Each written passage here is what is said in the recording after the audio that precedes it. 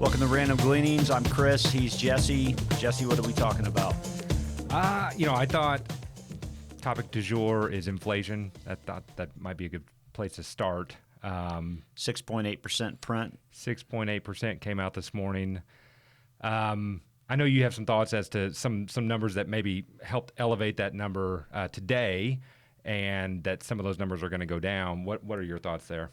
You know, anything that deals with a year-over-year increase, how can that not be just a little too high? I mean, that's not smoothed over. I mean, you go back to November of 2020, so, things weren't booming. I mean, November of 2020, we were 4 to 5 months still from the first shot. I mean, I think doctors, first responders got their first COVID vaccine at the end of 2020. I just don't see how you get a 6.8% print on inflation and say that this is necessarily persistent, because the beginning measuring stick last year just can't be.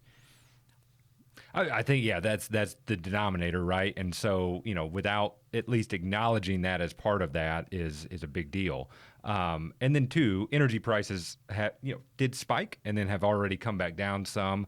We would probably anticipate that they probably have some upward mobility here, but at the same time, my thing is, they've, as mentioned in our last video, Powell had said, let's take transitory out of the language of inflation. To me, I understand that. I mean, that's a nice hedge and all that other stuff. And who knows what transitory means as far as 12 months, 18 months, 24 months, whatever that, who knows? No one's ever defined that. I think personally, not that I'm, the end-all be-all of this discussion, but wage growth is probably going to be sticky, right? And so I don't anticipate people are going to take a big pay cut into the future, and so that's probably corrected itself after wage stagflation for a long time. Right. I expect wages probably stay high. But our meat, fish, and eggs going to go up another 13%. New cars, used cars. I mean, that stuff. Used cars up 31.4% year over year. New cars up 11.1% year over year. I mean, does that stuff keep going in that direction? I don't see that happening. I don't see that happening. I think it's kind of interesting. Food at home up 6.5%. Food away from home up 5.8%. How about that? Cheaper to eat out. Yeah. Hey, yeah. My wife will like that one. So yeah. I mean, to me, I don't necessarily think that things come back down dramatically. But neither do I anticipate that inflation, being the growth of costs, continuing at anywhere near the rate that they have. I just think that the higher costs probably stick around. So, we talked some about higher rates last time and what happens when inflation and the Fed get started on the short end of the curve. I mean, there's no question that higher rates would ultimately help from an income perspective. But in the meantime, I mean, what are the bonds in our portfolio for? Well, historically, they've been a income generation and volatility dampener, right? I think that there's a pretty strong argument to suggest that at today's interest rate environment, that the income piece of that probably isn't a big factor, right? Right. And so I think you bring up a good point as to how one ought to look at their asset allocation. Not to rid themselves of fixed income, but to understand what it's doing for you, right? And that being creating liquidity and, again, dampening or buffering against volatility of equities. Right. What are your thoughts? My thoughts are they produce a small amount of income, and that's great. But ultimately, they still serve their purpose of reducing volatility, which is the whole point. We've got to allocate money based on our risk profile, not just what we expect in if-then. And I'll say this, in the 80s, inflation, we were taking a look at charts earlier, the 80s, once you got past just that hyperinflation environment, inflation continued at 4 to 5% over basically 1982 all the way through 1990. I mean, it wasn't like inflation was just gone. Right. And yet, I mean, the Dow during that period was up over 200%. Mm-hmm. So I mean, it's not like you can't have some inflation and equity prices rising. I mean, most companies are going to use that as an excuse for continuing to raise prices, which means their profitability stays up. That's why my sense is equities give us the best hedge against the inflation, right? And because if we're looking at returns, removing nominal return, what the market does, and inserting in the inflation rate, real return is what you're netting out, right? Right. And so, to your point, I think businesses or companies or those that we can invest in from a stock ownership standpoint ought to be maintaining that margin such that profitability remains. Right. So talking about stock returns, Vanguard put out their capital market assumptions for 10-year forward-looking capital market assumptions for December. And looking forward, their projections are a little bit less than exciting. I mean, equity returns in the United States have been certainly double digits for a while now. And looking forward, 10-year returns, their return projection between 2.5% and 4.5%, basically. And what I thought was interesting was U.S. growth stocks. They're looking actually maybe even -1 to +1% return.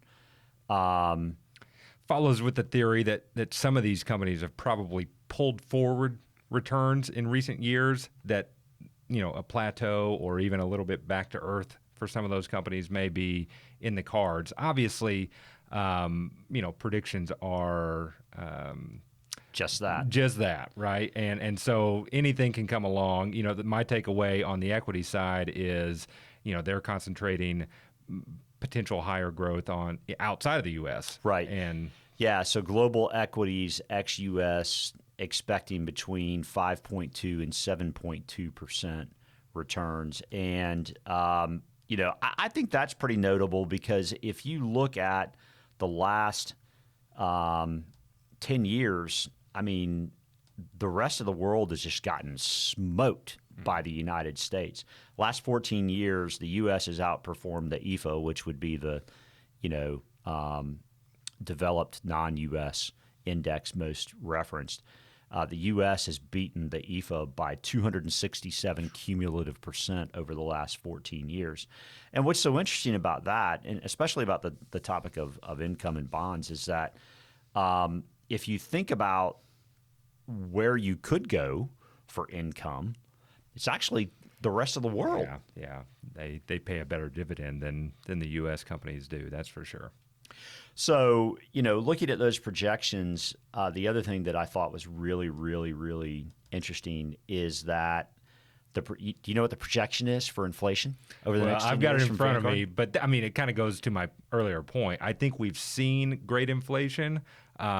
I don't know that we persist with great inflation. What is that number?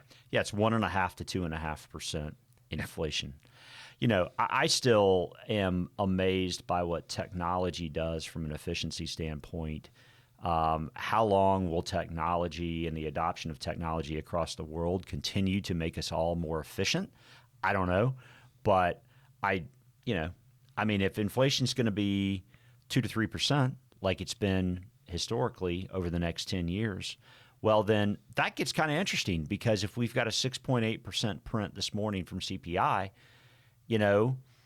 what does the Fed have to do? I mean, what do they really have to do other than just talk a good game?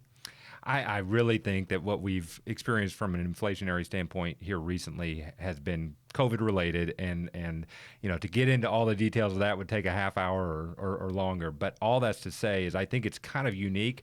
I do think it's created for lower income earners the opportunity to see wages go up, and Which is good. I'm okay with that. I'm great with that, right? And so, but I don't think the persistence of this cost inflation is going to continue. I just I could be wrong. Just like predictions, right? So okay, so if we ultimately are getting lower income from our bonds, which by the way is not anything new. It's right? not. It's been that It's way not. for 5-6 years, but it's been that way longer than that. But really, really low over the last few years. And by the way, 10-year government bond yields have doubled since March of 2020. So it's not as if they've already increased, and shocker, stocks went up at the same time, kind of proving, yes, interest rates can rise and stocks go up at the same time. I think maybe we've talked about that before to a point that will at least history as a guide would suggest that will happen. At what point that people say, I'm done with the risk of equities and I'm going to move over and accept this new 10-year treasury type rate at 3.5, 4.5, which is where it's been historically. The point that I take from the Vanguard chart is on the fixed income side versus inflation. It looks like real return there is not available, right? And again, time will tell whether or not that bakes out to be true. But at the same time, it does point to me as to the need of understanding what bonds are doing for us, right? And that comes through the process of planning, right? So to me, we're approaching year end. I would think that, as we sit down after Christmas or before Christmas when time's available with our spouse or with family, thinking about, hey, it's really time I put into action a plan. I know a couple guys that do a pretty good job of that, right? And that we would invite the opportunity to do that for folks because that's where I think we can control the controllables. You're right. We absolutely want to be planning. It is in our name, after all. So look forward to discussing more planning in the year end. Listen, planning is what matters. Ultimately, planning is what's going to drive success because, yes, returns matter and where returns come from matter. But what really matters is that people can plan to live life as they would like to live it and ultimately be financially successful in the process. So that's all I got. I got nothing else. If you like our content, please do subscribe on our YouTube channel, hit the bell, and you will get notified when we post new content. Thank you as always.